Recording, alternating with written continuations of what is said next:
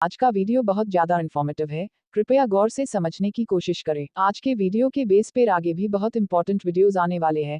मेरा मकसद आप सभी को स्पाइनल कॉर्ड इंजरी के बारे में हो सके उतनी जानकारी प्रदान करना है, जिससे आप सब खुद की इंजरी को समझ के खुद को रिकवर कर सके। एक्सरसाइज पेशेवर फिजियोथेरेपिस्ट के मार्गदर्शन में करें।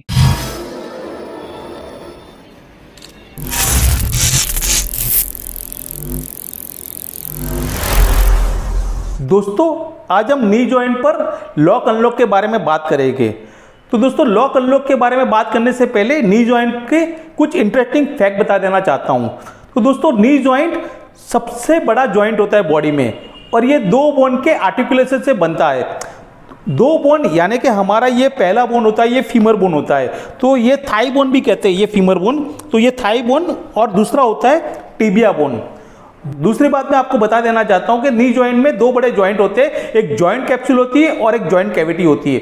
नी जॉइंट हार्बर करता है सीसामॉइड बोन, जिसे हम पटेला भी कहते हैं और जिसे हम नी कैप भी कहते हैं।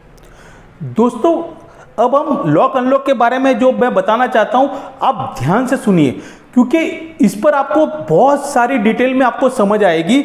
जैसे कि हमको लॉक अनलॉक में कैसे प्रोसेस करता है वो मैं अभी आपको डिटेल में बताऊंगा। दोस्तों, जैसे मैं हम बैठे हुए तो अभी मैं आपको एक चीज जो बताना चाहता हूं, ध्यान से देखिए कि हम बैठे हुए तो मेरा ये वाला बोन यानी टिबिया बोन यानी नीचे वाला हिस्सा पूरा क्लोज है, यानी यहां से मैंने क्लोज कर दिया है कि भाई हमको ये अभी ओपन नहीं करना है, हमको ये क्लोज है। और मैं जो भी वर्क करेगा अब तो ऊपर वाला बोन करेगा, यानी कि फीमर बोन वर्क करेगा। तो अभी जैसे कि ये मेरा लेग का एक्सटेंशन होगा, यानी कि मैं जब खड़ा होगा तो मैं इस तरह से खड़ा हो रहा हूँ। देखिए, तो इसमें क्या हो रहा है कि अभी ये दोनों लॉक हुए, तो दोनों लॉक करने में किसने पावर लगाया? तो ऊपर वाले बोन ने सब कुछ किया, यानी कि ये फीमर बोन, ऊपर वाले बोन ने इसको लॉक किया। अब ध्यान से देखिए कि भाई ऊपर वाले बोन ने लॉक कर दिया है, नीचे वाले बोन कुछ नहीं कर रहा है, वो वैसे का वैसा ही है। तो इसको हम क्लोज काइनेमेटिक चेन कहते हैं कि भाई ये जो बैठे हैं ये क्लोज है, क्लोज काइनेमेटिक चेन, और ऊपर वाला बोन एक्सटेंड होकर ये लॉक कर रहा है, तो उसको क्लोज काइनेमेटिक चेन कहते हैं। तो इसने सब कुछ हमारे ये फीमर बोन ने किया।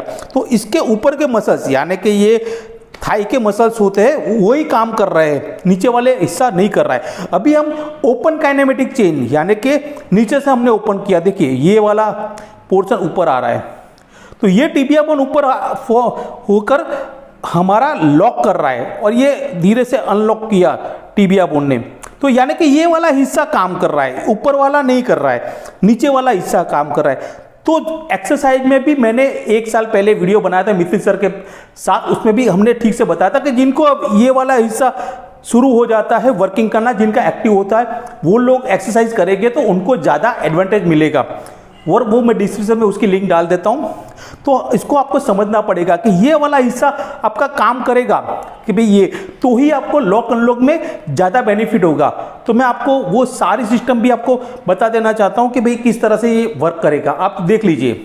अब दोस्तों, इसमें क्या है कि जब ये वाला हिस्सा होता है तो हम ये वाला हिस्सा राइट का हम ले लेते हैं, जैसे कि इस तरह से हिस्सा है। अब ये जब लॉक होता है तो जैसे कि मैं अभी खड़ा होता हूँ तो ये फीमर बोन वर्क करता है खड़े होने में।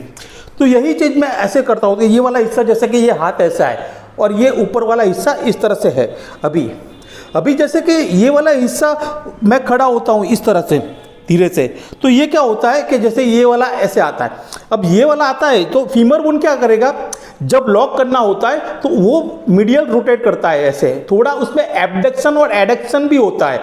ऐसा नहीं है कि भाई सिर्फ रोटेट किया मीडियल में तो वो हो गया, तो उसमें एबडक्शन एडक्शन होता है, और ये ऐसे करके ऐसे होता है थोड़ा। लास्ट 30 डिग्री पर ये सारी चीज़ें होती है, लास्ट 30, और उसमें लास्ट 5 डिग्री में पूरा अच्छे से यानी कि वो काम करता है और ऐसे इस तरह से लॉक करता है। तो ये फीमर बोन थोड़ा मीडियली जाएगा और फिर उसको रोटेट करेगा, मीडियली रोटेट करता है, और अनलॉक करने में वो थोड़ा लेटरली जाएगा, ये लेटरल जाएगा। तो उस तरह से ये पूरा घूमता है, उसमें आपका रोटेशन के साथ एबडक्शन एडक्शन भी, दोनों एबडक्शन एडक्शन भी अंदर इन्वॉल्व होता है। उसी तरह जैसे कि ये है, और नीचे वाला बोन जैसे कि टिबिया बोन ऊपर आता है, टिबिया बोन ऊपर आता है तो टिबिया बोन कहाँ जाएगा, लेटरली जाएगा, लेटरल जाकर वो लॉक करता है। और अनलॉक करने में वो मीडियली जाकर अनलॉक करता है।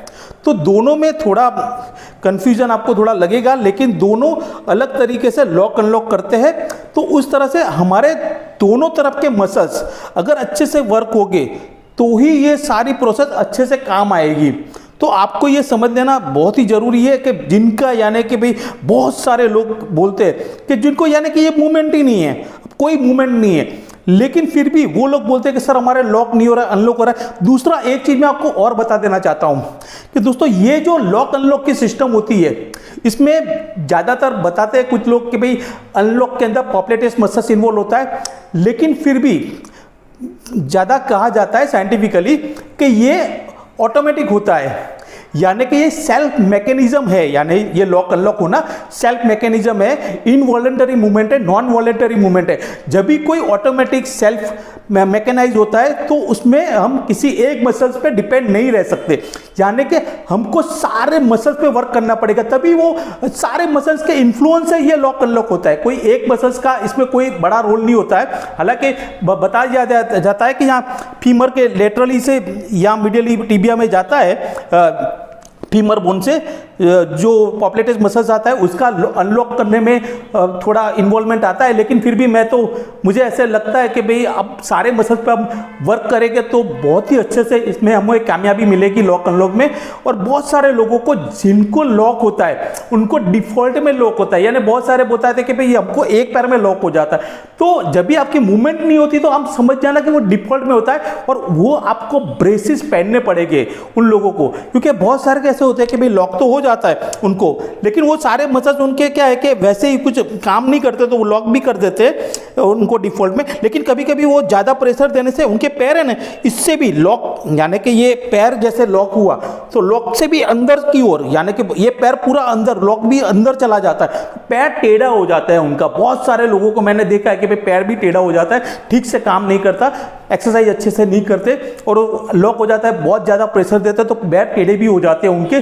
तो आपका अगर अच्छे से काम नहीं कर रहा है पैर नहीं, तो आप प्लीज़ उसको ऐसे मत चले।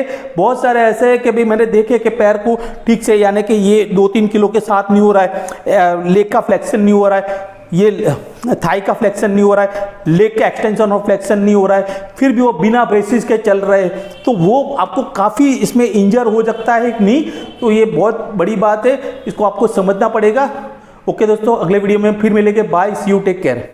मत कर माया का अहंकार, मत कर काया का अभिमान, कायागार से काछी।